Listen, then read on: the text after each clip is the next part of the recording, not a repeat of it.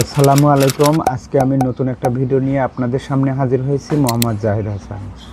আজকে আমি নিত্য প্রয়োজনীয় যন্ত্রাংশ বা ইলেকট্রিক হোম অ্যাপ্লায়েন্সের মধ্যে গুরুত্বপূর্ণ একটা হোম অ্যাপ্লায়েন্স নিয়ে আলোচনা করব, সেটা হচ্ছে ইলেকট্রিক আয়রন। এই ইলেকট্রিক আয়রনটি আমাকে কাস্টমার দিয়েছেন যে এটার কি সমস্যা, সেই সমস্যাটা চিহ্নিত করার জন্য। তো আমি ব্যাক পার্ট খুলে দেখতে পারছি যে এখানের এই তারটা ফ্লেক্সিবল তার, কিন্তু এটা একটু হার্ড হয়ে গিয়েছে এবং এটা খুলে আছে, হয়তোবা এটা খুলে আছে। আরেকটা বিষয় হলো, আমি দেখব যে এটা সিরিজ কর্ড দিয়ে দেখব যে এটার কয়েল ঠিক আছে কিনা। সেই ক্ষেত্রে আমি আমার এই যে নবের এখানে সুইচটা আমি একটু বাড়িয়ে নিলাম যাতে কন্ট্যাক্ট পায়।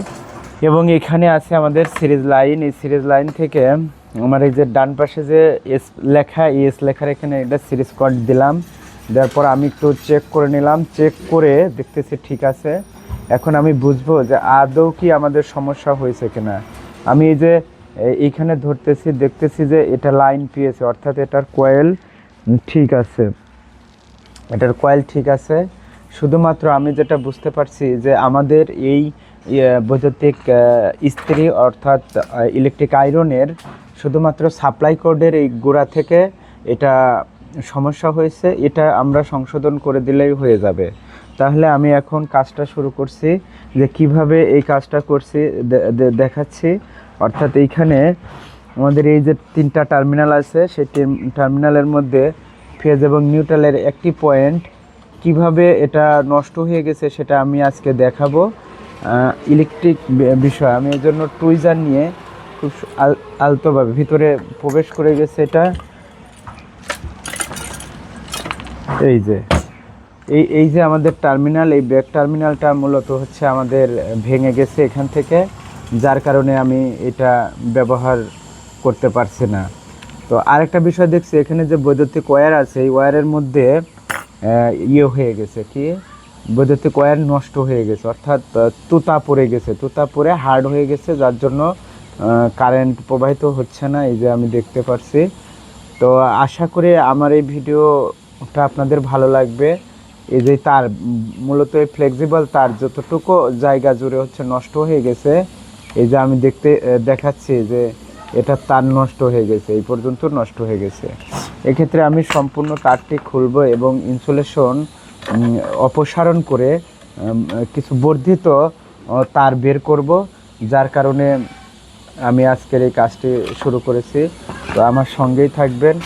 আর আমার এই ফেসবুক পেজ এবং ইউটিউব চ্যানেল, যার লিঙ্ক আমি কমেন্ট বক্সে লিখে রাখছি।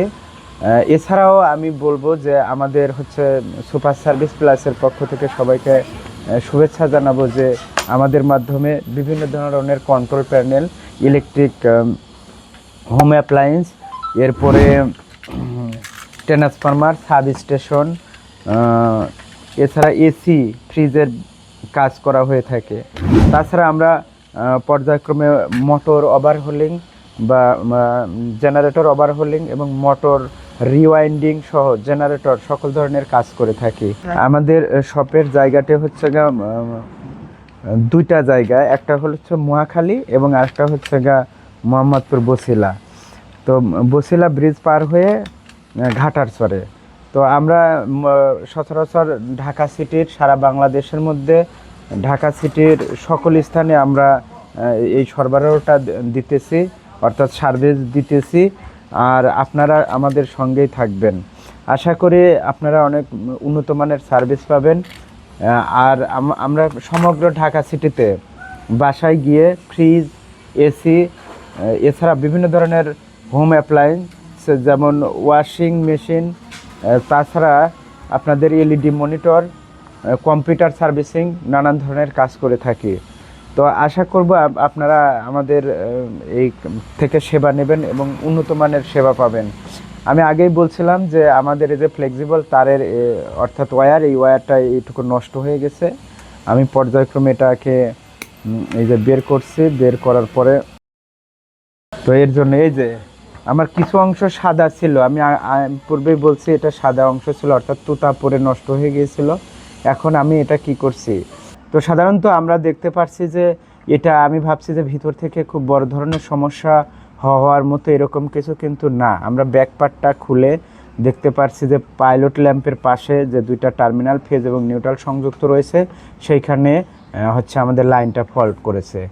তো আমরা এখন এটা খুব সুন্দরভাবে সংযুক্ত করে আমরা কিছুক্ষণ পর আবার আসব, দেখাবো যে গরম হয় কিনা। আমাদের কাজটা আমরা সম্পূর্ণ শেষ করে ফেলেছি। আমাদের এই যে এখানে টার্মিনালের যে সমস্যা ছিল সেই তারটাকে কেটে ফেলে বর্ধিত অংশ যেটা নষ্ট হয়েছিল সেই তারটা কেটে ফেলে আমি লাগিয়ে দিয়েছি। এখন আমাদের কাজটা কমপ্লিট। এখন আমি এটা চেক করব। তো চেক করার জন্য আমি সিরিজ লাইন নিলাম, এই যে সিরিজ লাইনে দিলাম। দেওয়ার পরে যে আমাদের থার্মোস্ট্যাট আছে এটাকে অন করলে এই যে এটা হিট হচ্ছে, অর্থাৎ আমাদের কোনো সমস্যা হচ্ছে না। আরেকটি বিষয় হচ্ছে খুবই গুরুত্বপূর্ণ, সেটা হলো প্রত্যেকটা হোম অ্যাপ্লায়েন্স আমাদের বডি চেক করতে হবে, অর্থাৎ বডি হয় কিনা।